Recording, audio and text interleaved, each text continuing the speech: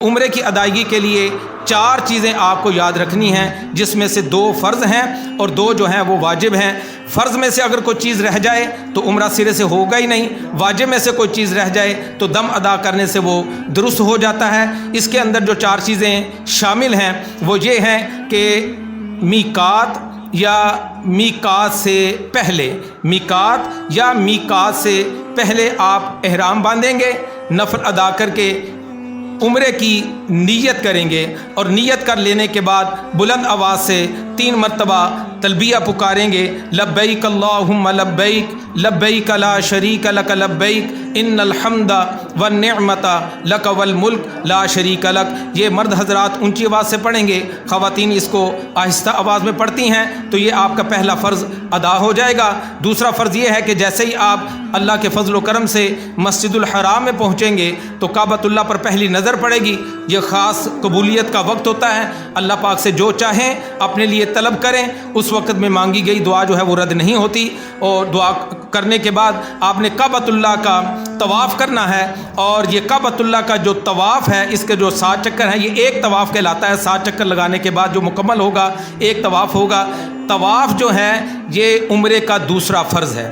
پہلا میقات یا میقات سے پہلے احرام باندھنا، تلبیہ پڑھنا، نیت کرنا اور تلبیہ پڑھنا، اور دوسرا جو ہے وہ مسجد الحرام میں، یعنی جس وقت آپ سعودی عرب مکہ مکرمہ میں پہنچ جائیں گے تو مسجد الحرام میں جا کے کعبۃ اللہ کا طواف کرنا، یہ عمرے کا دوسرا۔ اب اس کے بعد جو 2 واجب ہیں ان میں پہلا واجب یہ ہے کہ کعبۃ اللہ کے ساتھ متصل صفا اور مروہ کی 2 پہاڑیاں ہیں جن کا ذکر قرآن مجید فرقان حمید میں بھی موجود ہے۔ صفا اور مروہ کے درمیان 7 حاجی جو ہے وہ چکر لگاتا ہے، تو یہ عمرے کا پہلا واجب ہے۔